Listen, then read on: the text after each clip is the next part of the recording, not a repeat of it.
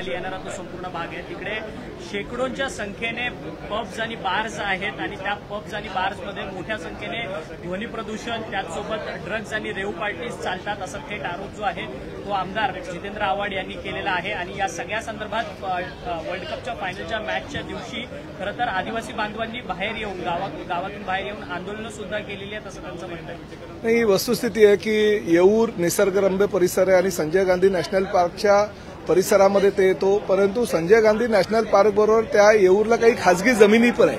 आमचे सहकारी जितेंद्र आव्हाड यांचा सुद्धा आलिशान बंगला त्याच येऊरमध्ये आहे, ही वस्तुस्थिती आहे। परंतु काही खासगी जमिनीवर काही लोक येतात आणि त्या ठिकाणी पब्स, हॉटेल, बार वगैरे हे उभारले गेलेले आहेत। प्रत्येक वेळेस अधिवेशनामध्ये किंवा इतर काही आयुधाच्या माध्यमातून जेव्हा आवाज उठवला जातो लोकप्रतिनिधींच्या माध्यमातून तात्पुरत्या स्वरूपात त्या ठिकाणी बंदी आणली जाते, परंतु त्या बंदीनंतर मात्र 2 ते 3 महिन्यात परत ते एरे माझ्या मागल्या अशा पद्धतीने त्या ठिकाणी ही दारुडे मंडळी आणि दुसरी काही ड्रग्स वगैरे विकणारी मंडळी फिरत असतात आणि त्या माध्यमातून त्या ठिकाणी फार मोठ्या प्रमाणात ध्वनी प्रदूषण होतो आणि फार मोठ्या प्रमाणात संजय गांधी नॅशनल पार्कमधील जी जनावरं वगैरे आहेत त्यांना सुद्धा त्याचा त्रास होतो। त्यामुळे त्याच्यावर कारवाई करण्याची मागणी गेल्या अनेक वर्षापासून स्थानिक लोकप्रतिनिधी म्हणून मी करतोच आहे, पुढेही ती रेटून धरतो। परंतु फक्त जितेंद्र आव्हाडांना माझी विनंती आहे की फक्त एक दिवस काहीतरी आंदोलन करून थांबू नका, पुढेही सातत्यानं हे कसं बंद होईल यासाठी पाठपुरावा तुम्ही करणं गरजेचं आहे। आणि ज्या पद्धतीनं तुमचं प्रेम माझ्या मतदारसंघावर आहे तशाच पद्धतीनं मुंब्रा कौशामध्ये सुद्धा जो ड्रग्सचा व्यवसाय फार मोठ्या प्रमाणात फोफावलेला आहे त्यावर सुद्धा स्थानिक आमदार म्हणून नियंत्रण आणणं ही तुमची जबाबदारी आणि त्यावर सुद्धा तुम्ही लक्ष द्यावं अशी मी आपल्या माध्यमातून आपल्याला त्यांना विनंती करतो। नाही बघा, अभय कुणाचे नाही, कोणी लोकप्रतिनिधी त्याच्यामध्ये गुंतलेला नाही आहे किंवा कुठल्या लोकप्रतिनिधी किंवा कुठल्या तरी शक्तीचं त्याला पाठिंबा आहे असं काही नाही। छोटी छोटी मंडळी, हा ड्रग्सचा व्यापार करणारे, दारूचा व्यापार करणारे किंवा इतर काही गोष्टींचा व्यापार करणारे ती लोक त्यामध्ये जातात। पब्स नाही आहेत परंतु ते ढाबे ह्या येऊर परिसरामध्ये फार मोठ्या प्रमाणात आहे आणि ढाबे असलं आणि निसर्गरम्य वातावरण आहे संजय गांधी नॅशनल पार्कमध्ये, तिकडे एंट्री सुद्धा दिली जाते आणि त्यामुळे हे फोफावलेलं आहे। हे कुठेतरी थांबणं ही काळाची गरज आहे, ते थांबायला हवं।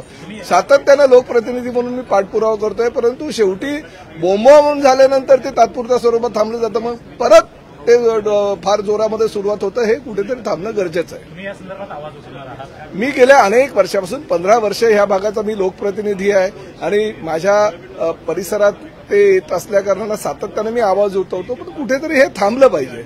आवाज फक्त विधिमंडळात उचलून नाही, स्थानिक लेवलला स्थानिक पोलिसांना किंवा स्थानिक महापालिकेच्या अधिकाऱ्यांना किंवा वन खात्याच्या अधिकाऱ्यांना या संदर्भात पाठपुरावा करून हे कुठेतरी सगळ्या लोकप्रतिनिधींनी आपला पक्ष कुठला हा विसरून एकत्र येऊन हे थांबवणं गरजेचं आहे। नाहीतर निसर्गाचं अशाच पद्धतीनं जे वरदान आपल्याला मिळालेलं आहे ते वरदान लोकांच्या फायद्यासाठी, सर्वसामान्य जनतेच्या फायद्यासाठी की या दारुड्यांच्या फायद्यासाठी असा प्रश्न मनामध्ये निर्माण होतो। त्यांचा थेट मुख्यमंत्र्यांवरती निशाणा आहे, कारण की ठाण्यातले असं तुम्ही मुख्यमंत्री एकनाथ शिंदे यांचे बुलडोझर बाबा असे बॅनर लावले होते, कारण की पुण्यात कारवाई झाली होती। आता हेच बुलडोझर बाबा येऊरला सुद्धा कारवाई 100% ही कारवाई होणं गरजेचं आहे। फक्त बुलडोझर बाबांनी किंवा राज्याच्या लोकप्रिय मुख्यमंत्र्यांची आदेश दिलेला आहे सर्व संबंधित महापालिकेच्या अधिकाऱ्यांना, आयुक्तांना आणि प्रशासनाच्या प्रमुखांना, ते फक्त पर्टिक्युलर एका विभागामध्ये साठी नाहीये। मीरा भाईंदर किंवा ठाणे किंवा नवी मुंबई, कल्याण, डोंबिवली किंवा पुणे ह्याच ठिकाणी करू नका, तर राज्यातील ज्या ज्या ठिकाणी हे ड्रग माफिया ज्या ठिकाणी स्वतःचं साम्राज्य त्यांनी निर्माण केलं आहे, तर प्रत्येक ड्रग माफियाला नेस्तनाबूत करण्याची जबाबदारी ही राज्य सरकारची आहे आणि ती जनतेची मागणी आहे, सर्व पक्षाच्या लोकप्रतिनिधींची मागणी आहे।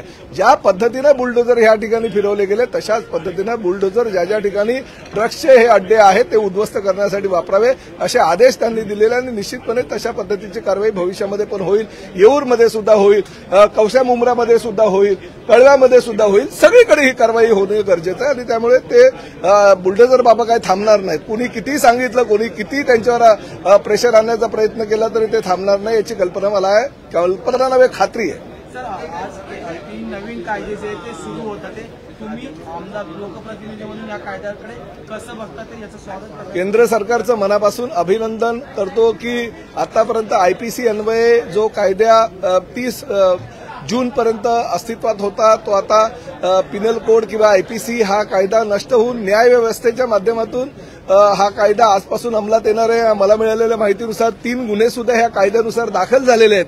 त्यामुळे हा कायदा का केलेला आहे की महिलांवर वाढते अत्याचार, मुलांवर आणि लहान मुलींवर वाढलेले अत्याचार आणि प्रामुख्याने 420 जो जुना कलम होता फसवणुकीचं त्याचं रूपांतर आता माझ्या अंदाजाने 368 ह्या कलमामध्ये केलेलं आहे.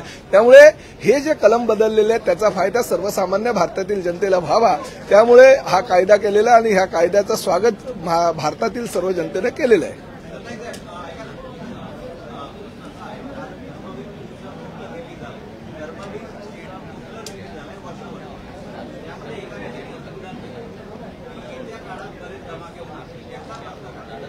नहीं, धमाके तर आता तुम्ही बघता 2 वर्षापासून धमाके के ऊपर धमाके चले रहे हैं.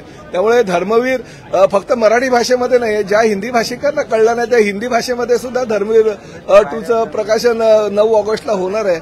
आणि तुम्हाला ठाण्याचा इतिहास आहे. ठाण्यामध्ये धर्मवीर आनंद दिघे साहेबांनी सगळ्या नेत्यांना निर्माण केलेलं आहे. कार्यकर्त्यातून नेता कसा होतो याचं ज्वलंत उदाहरण म्हणजे मुख्यमंत्री एकनाथ शिंदे साहेबांनी. तुम्हालाही कल्पना आहे की आज त्यांच्या मुख्यमंत्री पदाच्या कारकिर्दीला 2 वर्ष आजच पूर्ण होत आहे. त्यांचं मी मनापासून आपल्या माध्यमातून अभिनंदन करतो, त्यांना शुभेच्छा देतो.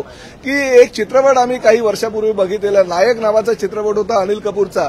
त्या नायक चित्रपटामध्ये 24 तासामध्ये तो नायक जो अभिनेता असतो तो नेता होतो आणि ज्या पद्धतीने लोकांचं काम तो करतो 24 तासामध्ये, तशाच पद्धतीची भूमिका आदरणीय मुख्यमंत्र्यांनी 24 तासामध्ये नाही पण 24 महिन्यामध्ये मात्र करून दाखवलेली. आणि सर्वसामान्य जनतेला, तो शेतकरी असू द्या, तो कष्टकरी असू द्या, महिला असू द्या, शालेय विद्यार्थी असू द्या, महाविद्यालयीन विद्यार्थी असू द्या, सर्वसामान्य जनतेला न्याय देण्याची भूमिका आदरणीय मुख्यमंत्री एकनाथ शिंदे साहेबांनी आणि त्यांच्या सरकारनं घेतलेली आहे. त्यामुळे त्यांना 2 वर्ष पूर्ण झाल्याबद्दल मी मनापासून त्यांचं अभिनंदन करतो. आणि धर्मवीर 2 चित्रपटाच्या माध्यमातून ज्या पद्धतीनं महाराष्ट्राच्या जनतेला काही गोष्टी अजून कळतील त्या खरंच धमाकेदार असतील. त्यामुळे चित्रपट कधी प्रकाशित होतो याची तुम्ही वाट पहा.